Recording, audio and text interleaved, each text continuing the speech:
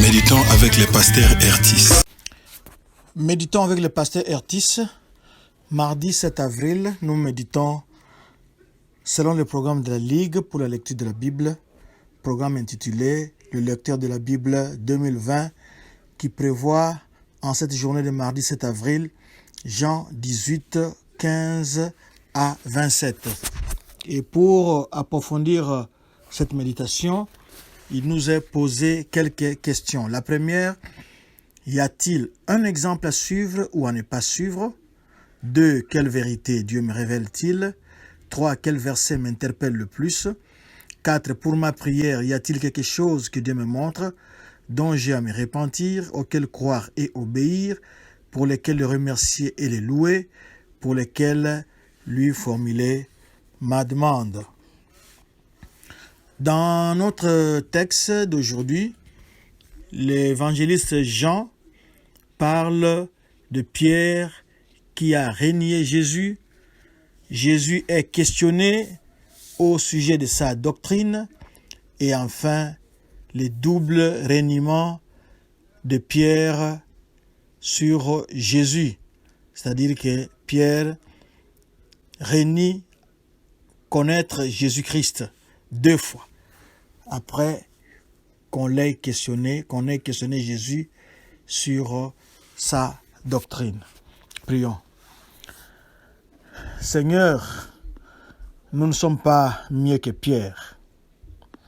Lui qui t'avait côtoyé, lui qui t'avait vu, lui qui avait mangé avec toi, a pu le faire. Oh Yahweh, aie seulement pitié de nous, mais parle-nous en ce moment. Nous voulons apprendre de toi, nous voulons t'écouter en ce moment et nous nous confions d'ores et déjà entre tes saintes et puissantes mains pour nous garder de toute chute. Parle-nous maintenant par le Saint-Esprit. Amen. Shalom bien-aimés, le verset de la semaine, c'est le psaume 117. Le psaume 117 n'a que 2 versets. Louez l'Éternel, vous toutes les nations, célébrez-le, vous tous les peuples, car sa bonté pour nous est grande et sa fidélité dure à toujours. Louez l'Éternel. Nous allons commencer au verset 15. Simon-Pierre et un autre disciple suivaient Jésus. Ce disciple était connu du souverain sacrificateur et il entra avec Jésus dans la cour du souverain sacrificateur. Beaucoup de commentateurs pensent que les seconds disciples qui étaient avec Pierre serait certainement Jean, l'auteur de cet évangile. Le verset 16 nous renseigne que Pierre resta dehors près de la porte. L'autre disciple, qui était connu du souverain sacrificateur, sortit, parla à la portière et fit entrer Pierre. Nous voyons ici comme quand Pierre était sorti de la prison, il s'était rendu là où les disciples avaient l'habitude de se réunir et c'était une portière, une dame qui lui avait ouvert la porte, l'avait vu, mais au lieu de le faire entrer, elle est vite rentrée pour informer les disciples que Pierre était à la porte, mais les autres ont dit non, c'est sûrement son fantôme ou son ange, mais ce n'est pas lui. Donc, à cette époque-là, c'est comme si le boulot, le travail d'être à la porte était réservé aux dames. 17. Alors la servante, la portière, dit à Pierre, « Toi aussi, n'es-tu pas des disciples de cet homme ?» Il dit, « Je n'en suis point. » Nous voyons au verset 16 que Dieu n'avait pas permis à ce que Pierre puisse entrer dans la cour du souverain sacrificateur. C'est l'occasion pour nous de pouvoir considérer certaines barrières qui peuvent se dresser devant nous, barrières que nous mettons rapidement sur le compte de l'ennemi. Mais ici, comme nous le verrons par la suite, Jésus-Christ avait dit à Pierre, qui voulait le suivre, il lui a dit, « Tu ne peux pas venir maintenant là où je vais. » Mais Pierre, qui comptait sur sa force, Pierre, qui comptait sur son caractère, avait dit qu'il le suivrait partout. Et s'il fallait mourir avec lui, il va mourir avec lui. Il y a eu une petite barrière à la porte. Et la barrière ayant été forcée, c'est-à-dire l'autre disciple a parlé à la portière et la portière ou la gardienne fait entrer Pierre. Et là, il se retrouve en territoire ennemi. Il est abandonné à lui seul. La protection de Dieu n'est pas là. Surtout que lui comptait sur ses propres ressources, sa propre force, son caractère. Mais une simple jeune dame, une simple sportière, c'était une simple question qu'on lui a posée et nous voyons Pierre succomber.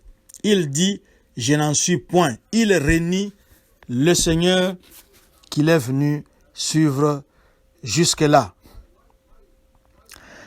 Au verset 18, les serviteurs et les huissiers qui étaient là avaient allumé un brasier car il faisait froid et il se chauffait.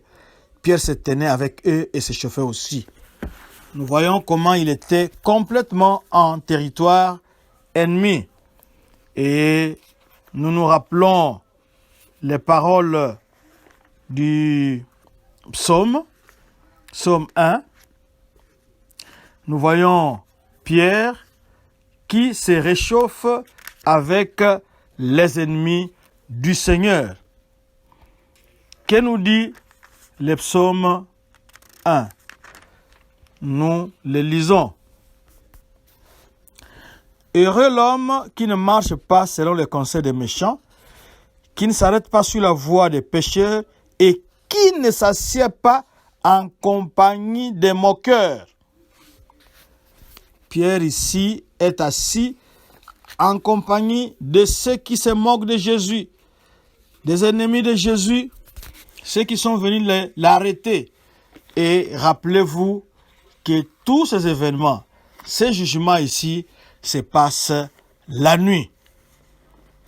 Les autorités juives, comme c'était la veille de la Pâque, ils voulaient vite en terminer pour qu'ils soient libres de fêter sans état d'âme leur fête juive de la Pâque. Alors Pierre est assis avec les ennemis, dans le camp des ennemis. Il s'est assis là-bas avec ceux qui se moquent de Jésus-Christ. Il était abandonné à lui-même et il s'appuyait seulement sur sa force. Et bien sûr, notre force n'est rien devant la pression du monde, devant les attaques de l'ennemi. Et comme il fallait s'y attendre, Pierre va le renier encore. Mais nous ne sommes pas encore là. Nous voyons ici les souverains sacrificateurs qui interrogent Jésus sur ses disciples et sa doctrine. Le verset 20 nous renseigne sur la réponse de Jésus. Jésus lui répondit, « J'ai parlé ouvertement au monde, j'ai toujours enseigné dans la synagogue et dans les temples où tous les Juifs s'assemblent, et je n'ai rien dit en secret. » Soulignez le mot secret. Nous voyons ici la différence entre les enseignements chrétiens, le monde chrétien et le monde dit occulte, où il y a des enseignements ésotériques, tels que la rose-croix, tels que la maïkari, tels que tout ce que vous pouvez connaître, par exemple les francs-maçons, ce sont des sociétés fermées. Vous ne les verrez pas à la télévision, vous ne les verrez pas à la radio, en train de prêcher comme un pasteur, comme un évangéliste. Ce sont des cercles fermés. Mais les enseignements de Jésus étaient destinés au public. Il n'a pas enseigné en secret comme cela se fait dans ces lieux occultes où tout est secret. Il n'y a que quelques initiés qui ont cette connaissance ésotérique. Jésus n'a pas enseigné en secret et Jésus ici se réfère à leur loi qui voulait assez que les témoins de la défense puissent parler avant l'accusé. Mais les Juifs ici ne tiennent compte de rien. Ils sont en train de briser leur propre loi. D'abord, on ne juge pas la nuit. Ensuite, on ne juge pas à la veille d'une grande fête. Et au lieu d'interroger les témoins de la défense, non, on préfère prendre le cycle court et l'interroger lui-même. Alors, Jésus-Christ leur a répondu qu'il avait enseigné publiquement dans leur synagogue et quelquefois dans le temple de Jérusalem.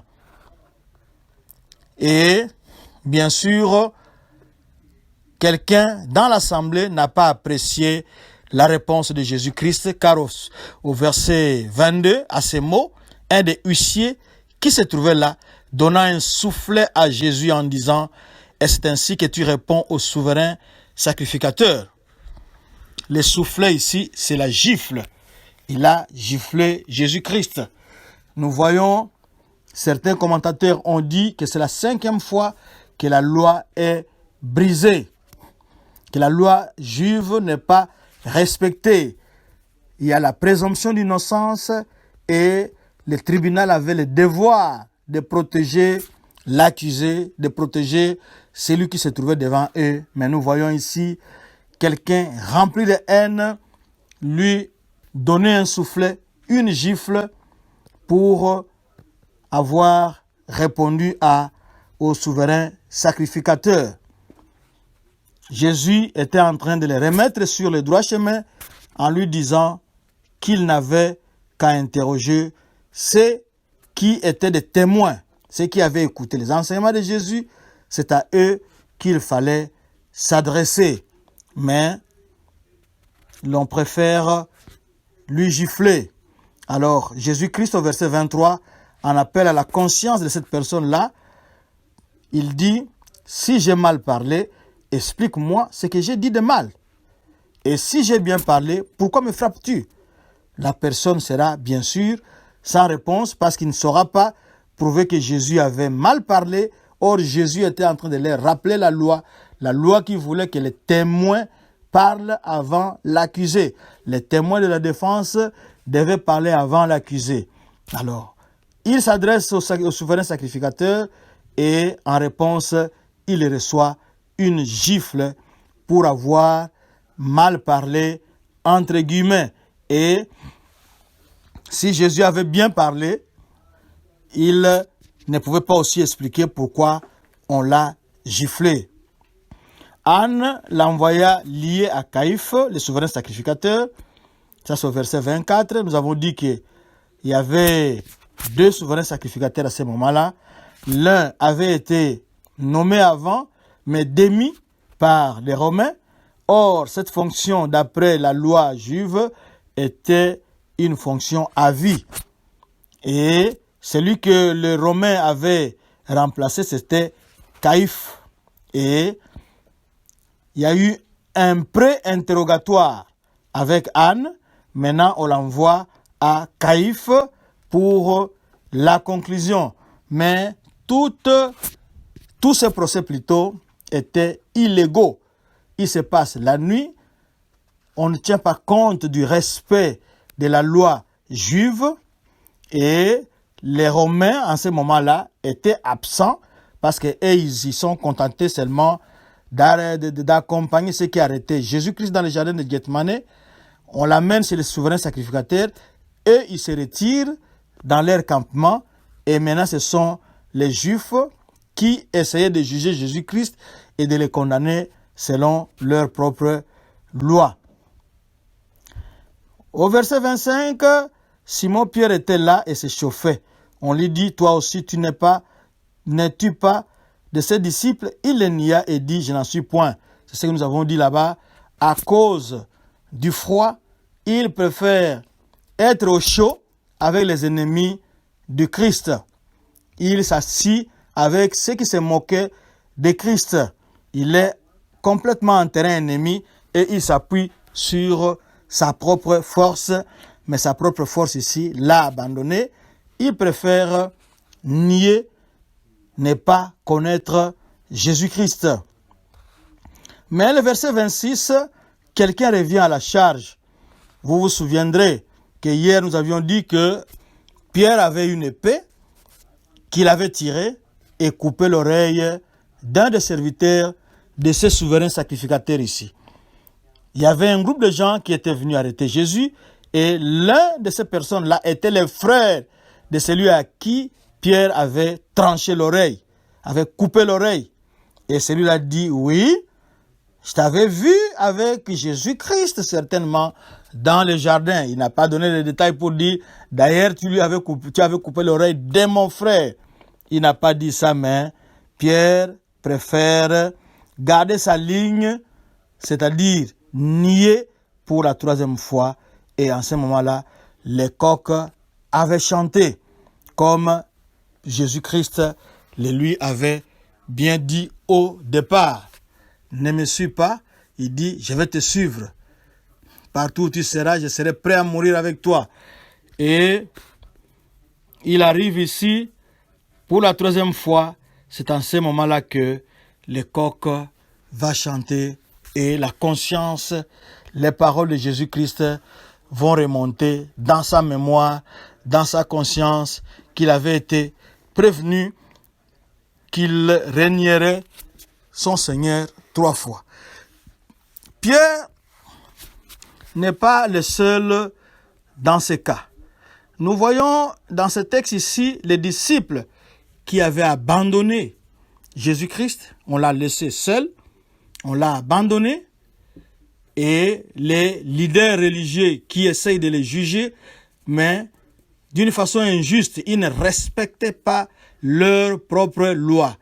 Ils brutalisaient les prisonniers, ils les jugeaient de nuit, ils ne tenaient pas compte des témoins, ils ont cherché, quand vous lisez d'autres évangiles, à les condamner avec de faux témoignages, mais jusque-là, ils n'ont pas réussi. Peut-être que vous allez dire, mais non, moi, je ne l'ai pas abandonné. Oui, mais par notre conduite, par nos paroles, dans des endroits où Jésus-Christ peut compter sur nous, nous aussi, nous le désertons, nous l'abandonnons, mais surtout nous le régnons. Nous cachons soigneusement notre identité chrétienne pour qu'on ne nous reconnaisse pas avoir été avec cet homme-là. C'est comme si le nom de Jésus-Christ était une opprobre pour nous. On préfère se cacher. Nous sommes certainement plutôt comme ces leaders religieux qui connaissaient que Jésus-Christ était le Messie d'après les Écritures qu'eux-mêmes enseignaient, mais qui ont préféré les condamner. Nous abandonnons Jésus-Christ, nous le régnons par notre conduite, par notre façon d'être dans des endroits stratégiques où notre identité chrétienne devait éclairer la place. Si c'est votre cas, nous allons prier et demander pardon. Seigneur, nous demandons pardon. Tu sais combien de fois tu as compté sur nous pour révéler au monde, pour montrer au monde que nous sommes le sel et la lumière de la terre, mais nous ne l'avons pas fait. Nous avons préféré nous cacher, nous avons préféré être comme tout le monde, nous avons préféré ne pas nous singulariser. Oh Yahweh, nous t'avons renié. Pardonne-nous. Nous sommes pires que Pierre. Merci parce que tu avais déjà prié pour Pierre et de ce fait, tu as prié aussi pour nous relever. Sois béni, sois élevé à cause de ton intercession constante sur nous parce que sans toi, nous sommes nuls. Que la gloire te revienne. Amen. Notre adresse Facebook, Doxadeo Lushi, sur Twitter et YouTube, Doxadeo Lubumbashi, et notre site internet c'est www.églisedoxadeo.com. Faites un tour par là, vous aurez beaucoup de ressources pour votre vie chrétienne. Que Dieu vous bénisse.